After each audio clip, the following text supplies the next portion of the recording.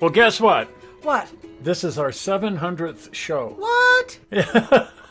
Really? Surprised me too. Oh my gosh. So we thought we'd put up a little retrospective on 700 shows. That's amazing. It's truly amazing. So let's wind the clock back almost exactly 10 years. It was on Christmas of all times, and I was invited into the school president's office and offered a substantial amount of money to retire early. Oh. I took the check. Yeah. And like any red-blooded American, I went to Disneyland. You know, it's funny we didn't meet then because I went just before you went. We were almost together. This Yeah. was actually the narrow gauge convention. Oh. And that's what I went to, the Pasadena Narrow Gauge Convention, and they had wrangled somehow permission to tour the shops of the Disneyland Railroad. Now you can do that at Disney World, Right. but nobody gets access to the shops at Disneyland. Oh my. And so after securing all kinds of security clearances, and literally it took a month to clear security, they let us in. Oh, neat. And there it is. Oh, yeah, there it is. We didn't have free reign. There was somebody holding our hand the whole time and saying, don't point your camera that way, point your camera this way. But look, I was able to point my camera where I wanted to. Oh, no kidding. You know, not at the stuff they didn't want filmed.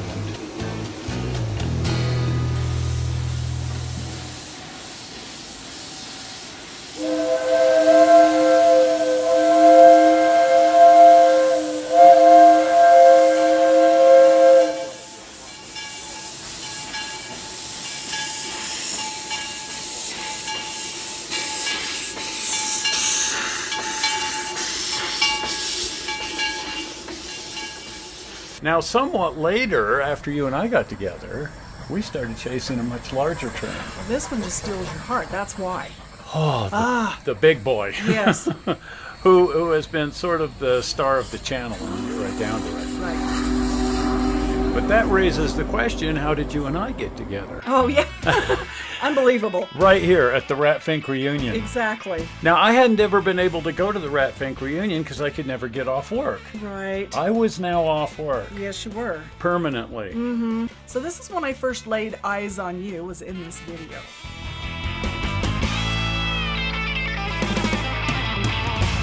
Well, I find myself cruising Maine in Manti, Utah. Manti is a sleepy little Mormon village right in the very center of the state of Utah. What brings a dazzling urbanite like myself, such an urbane individual, to a town like Manti? Well, if you actually know anything about Manti, you'll know exactly what brings me here. And this was the residence of Big Daddy Ed Roth back in the day.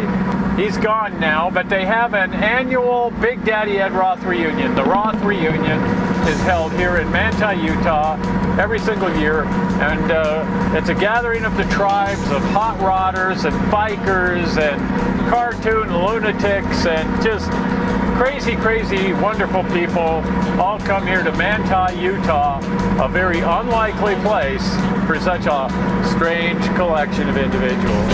1946. So you and I were they both, decided to well, come out let's say with Rat 49 Fink fans. Oh, no kidding. Yeah, for years. Well, any kid in the 1960s had to be a fan of Rat Fink. Right. He was, and plastic models. Plastic models were as big as video games are now.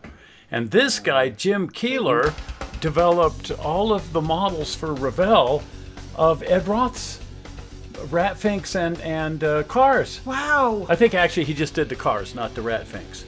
Anyway, I met him in the 1970s. I had no idea I'd ever get to know the guy that was developing the kits that I was loving to build, but there it was. Wow. One thing and another led me to him and him to me, and suddenly we were working together. Mm-hmm. That's the way of Rat Fink. That's the way of Rat Fink. Rat Fink has a way of bringing people together. He does. That's his mission in life, I think. He's such a phenomenon. He just brings people together. Yes, and he certainly brought us together. He did. He did. And so because of Jim Keeler, in the 1980s, I got to meet Ed Roth. Oh, my. And I had no idea he lived just down the road down in Manti. Right, I'd met him too. I just didn't know it was that Ed Roth. Yeah. I didn't make the connection. Well, in his by the 1980s, it was hard to believe that this was the same crazy character and biker from the 1960s. But there he is. Right. And this was at the GSL Model Car Championship. And Keeler had invited Ed to come up there and do a presentation to the plastic modelers that were there in the model contest. So here's Ed in his earlier days with his alter ego, Rat Fink. Yes, his lovable Rat Fink. Oh, Rat Fink is so cute. He is. He's cute. I mean, at first you have to sort of get used to the flies and stuff, but, you know. Oh, he's Rat Fink. He's a rat. Yeah. And he's a Fink. Yes. So this is Eileen, and she was Eileen Breathwaite back when I knew her. I had no idea that she would end up married to Ed Roth. That Ed Roth. That Ed Roth. Yeah, I knew she married a Roth, but it never dawned on me it was Ed Roth. That makes her cousin to Rat Fink. It does. In fact, people started calling her Trixie Fink. Trixie, yes, yes. Now, after Ed passed, Eileen started this Rat Fink reunion. Big car show. That's Magoo. There he is. But all these crazy people come from all over the place to go to the Rat Fink reunion with hot rods, and pinstriping is a big deal there. Oh, it is. I had always had plans to attend this because I wanted to bring my car. I would imagine. Or one of my cars. I've been working since 1984 on this blue Mustang. Oh, my goodness. It had been raced and crashed, and when I bought it, and it's taken all this time. You know, we just barely finished this car. Right. Now, at the time, I had been hanging out with the racing community in Southern California, and had my own car. Yes. And there was a bunch of us that raced these BDX Mustangs. A lot of these people were into racing vintage cars. Oh, wow. Oh, I had one of those. Oh, those are great. Yes. And we ended up buying this car. This is BDX number 5. Oh, yeah, that was just before we got married. Yeah, I already had BDX 9, but now we had 2 of the BDXs. Exactly. And not to race, we just wanted to take them to car shows. Right. And the same with the Blue Mustang. Exactly. Just get it finished and take it to the Rat Fink reunion. Yep, there they are. And now that it's finished, we're going to do some car shows. Oh, they have a bunch of them here in this state. So at the Rat Fink reunion, you meet so many different people. Oh, no kidding. And then I saw this chair. Oh, yep, I saw that chair too. Yeah, and I'm over there going, gee, I want to buy this. And this lady walks up. Uh-huh. And I'm saying, look at this chair. Isn't this great? Right, and this bubbly personality.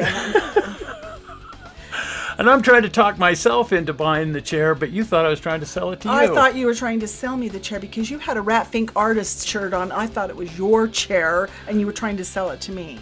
And you were there actually shooting for your YouTube channel. Right. Yeah, I had this mural for my channel. I took pictures of it walking into the Rat Fink Museum, and I immediately uploaded it to my channel, and it got connected to another channel. Well, this was getting a ton of views, and I was getting a ton of views, and I guess Google thought that meant that our 2 channels should be merged. Mm-hmm. Oh, this shifty Rat Fink. Yeah, that was his fault. Do you dare take caring to be your lawfully wedded wife from this day forward from having to home, forsaking all others, for better or worse, for richer or poorer, for sickness and health, to love, honor, and cherish her for as long as you both shall live? Heck yeah, I do. Right on. Do you, Karen, take Dale to be your lawfully wedded husband from this day forward from having to hold, forsaking all others, for better or worse, for richer or poorer, for sickness and health, to love, honor, and cherish him for as long as you both shall live? I do. So for our honeymoon, we decided to go to America's premier car show. Yes, I've been looking forward to Well, this. I still think Rat Fink's the premier car show, It but is. this one's big. Well, some people go overboard.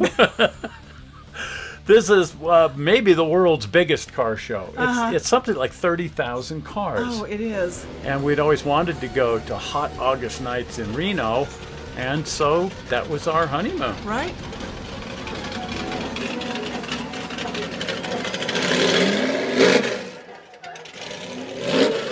So by now, both of our channels were a couple of years old. Right. And we decided to take my old garage here and rebuild it. Ay, ay, ay. This had been my studio, my recording studio. I made motion picture soundtracks for my whole life and started in here. And it's kind of torn apart, though. It used to be quite nice, Yes. but the tear out is always a big problem. But we thought this would make the ultimate hobby building. I hate to say hobby shop because it's not that kind of hobby shop, but hobby garage. Yes. We dubbed it Garagemahal. Right. We could keep cars in here, we could work on cars in here, but mostly we could build models in here. Oh my gosh, just looking back. Oh. What a mess. Yes. At Amen. this point I wondered if we'd gotten ourselves into something unmanageable. I kind of thought that from time to time. But it's always nice when things start going back together, and at this point things were starting to go back together. Right. There's BDX9. Yeah, it's taking place in the garage already. We already started keeping one of the Mustangs in here. Of course, we hired people to do the actual work. Oh, yeah, the heavy lifting. I'm no contractor or framing guy or anything, so we hired people, various people, to work on this place and put it together. And that made it kind of a slow project to get together. Right. But it moved along. It did. It did. And it was really exciting. And then one day, it was, well, not finished, but It had to pass inspection by the dog. and by the dog. But we were ready to start unboxing models. Oh, gosh. There's models in there somewhere. There's all the collection of models after 40 years of buying models, or 50 years actually. Well, that was of buying just your models. half of the equation. My equation was in the other garage. Yeah, your stuff hadn't arrived yet, so we had to unbox all these models and start putting them away in the attic, which was where we intended to put all of the unbuilt models. Right. That sort of led to the Tuesday show, Right. the Collector's The Attic. collector's attic, yes. And we just pick out one of these models every Tuesday and show you guys one of these models that ended up in the attic. Right. 50 years worth of collecting various plastic models and trains and stuff. There's Steve. Yes. And Steve helped with a lot of the work over here. Yes, he did. And a lot of the really Yeah, nice boy, it finish sounds like work they're over about here. to Now that's Steve. Yes. This was such a grand day. Oh, yeah, progress at last. Finally, we had enough of the place finished that we were able to start unpacking things. Uh-huh. We're still under construction, but we were able to start unpacking. There's Don. Here he is. And Don is one of the great modelers. And Al. And Al. Oh, I miss Al. I do too. But he really joined in, and man, he just kind of took over and started putting things away and organizing and moving things up and down the ladder. And typical Al, just grabbed the bull by the horns and come on, you guys, let's just get this done. Right.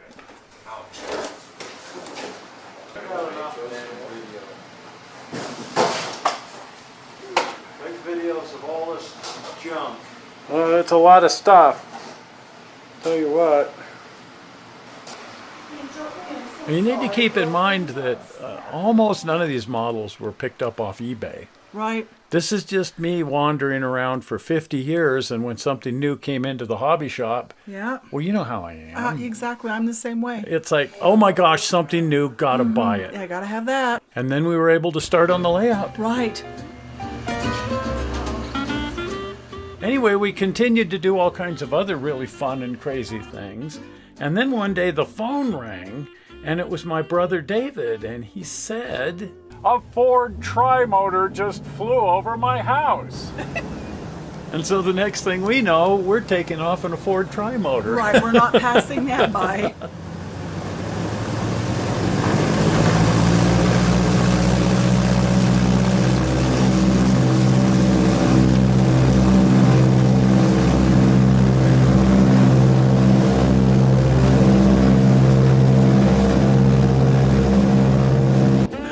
This was just an absolutely amazing adventure.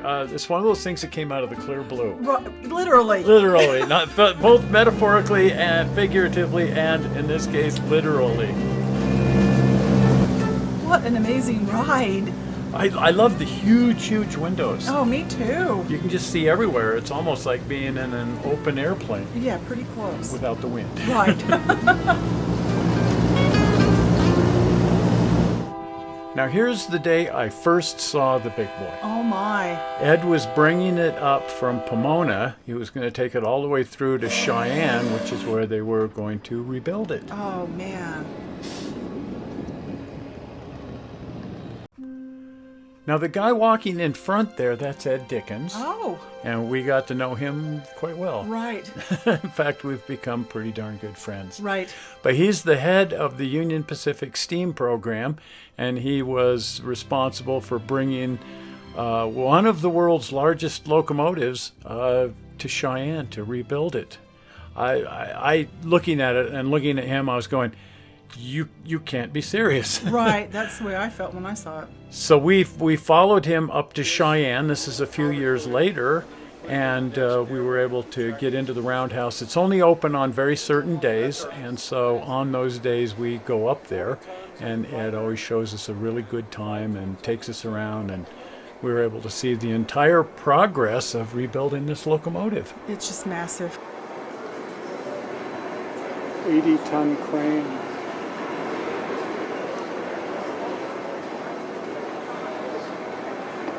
Now, not only is Ed head of the STEAM program here, he is one of the most educated people I've ever met. I've learned a lot just talking to him. He's so willing to share. He's a teacher, Yes. and he took us in the firebox. Oh, yep, there we are. We just kind of poked the top half of our bodies up through the bottom of the firebox, but how many people can say they've been in the firebox of the big boy? Not many.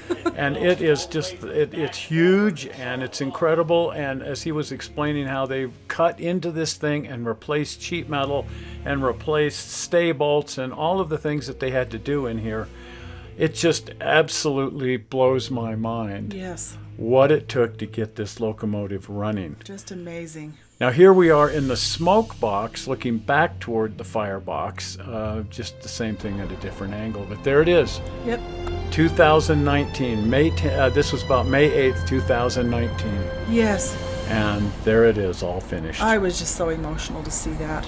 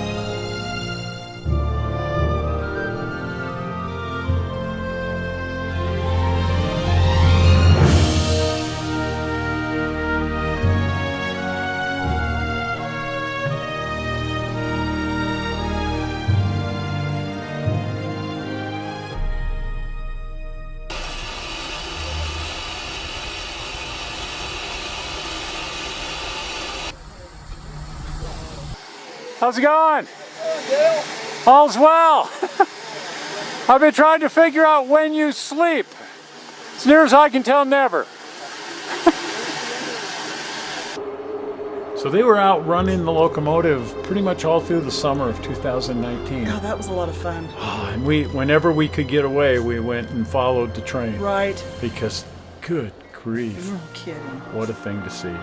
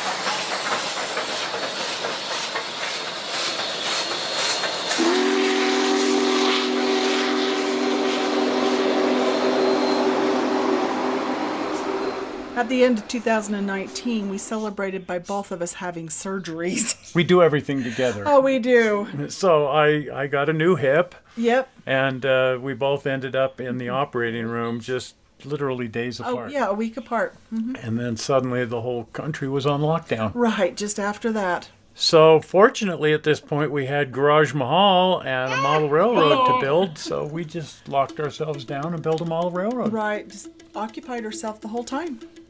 I worked on the railroad and also a lot of my own projects. So this is the Roll Life coffee shop that I was building. It's a kit out of, I think, China. And I was working on a lot of different projects, and typical of a brand new space, it starts filling in suddenly. Yes, no kidding. So through that whole year, we couldn't really go anywhere, so we worked on putting in carpet, building the railroad, just fleshing out Garagemahal. Right, And of course, covering all that here on the channel. yes. So this is one of my little buildings here of the little Roll Life model kits. I just ordered them off Amazon. They're beautiful. Oh, they're fun to make. They're so lifelike. And I look at it and I go, this is the same as model railroading. Oh, exactly. It's just dollhouse stuff, but you can do that on a model railroad too. And the scale's almost the same too. Pretty close. Pretty close. This is actually a little bit smaller Yes, than what we're doing on the railroad. right. But it just blows my mind. These are great. Oh, they're fun to make. One of the things I like to do is put lights in these things. That's when the models come to life. Oh, it just gives birth to the whole thing. I just love turning on the lights for the first Yes, time. it's just fun. Oh, and also scratch building any little fun details. We were really knocking ourselves out, having a grand time. Oh, absolutely. And then one day, The power got knocked out. the power got knocked out. Well, first there was an earthquake, Yep. and that destroyed the Golden Spike Model Railroad Club and damaged the Rio Grande Depot. And then right after that, we had what they called an inland hurricane. Yes, this is my first. And this is the street in front of Garagemahal. And we had no power, and there were electrical cables laying all over the place, and trees laying on houses, and it was, and all of this, of course, in the middle of a pandemic. Right. Oh, 2020. Yes. What was it about 2020? Oh my. Good grief. I'd like to say something funny, but it just wasn't funny. No, it wasn't funny at all. No, a whole week without power. But when the power came back on, We got busy. and we turned on lights on the railroad. Yes, we did. In fact, the entire railroad started coming to life. Right, what was that old saying? We bring good things to life. We bring good things to life. There's still so much to do here, but it's really neat now that we've got a few finished sections. Oh, it's fun. It's turned out as good as I hoped it would. Maybe and, better. And better. Yeah, Yeah, it's just, it's Norman Rockwell. exactly. And that's exactly what I was hoping for, was to look at this and say, gee, that looks like Norman Rockwell. Exactly.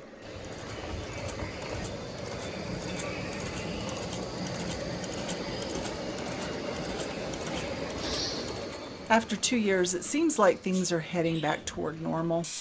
And we can get back to screwing around. Oh, I can't wait. Well, screwing around by traveling. Right, exactly. We've been screwing around in the garage, but Right. now we can get back to Out and about. perfecting the high art of screwing around, which is what the channel is all about. Right.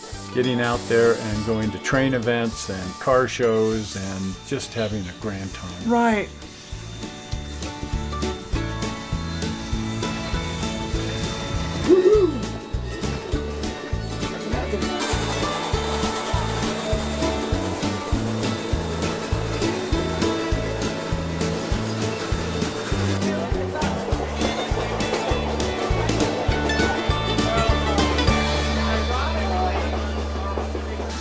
And visiting people's cool model railroads. Oh, no kidding. They come in a lot of flavors. Exactly.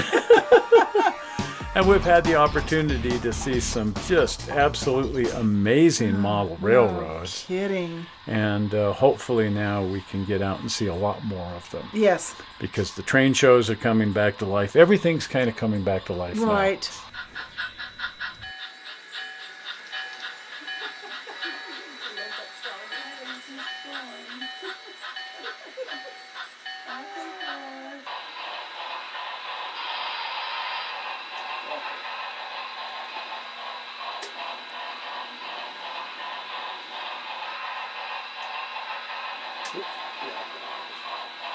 And we're hoping the big boy will be out too. Yeah, hopefully Ed will put together a schedule, and wherever he ends up taking this thing, we will be there. Oh, no kidding. Got to see that again. Gotta see that again.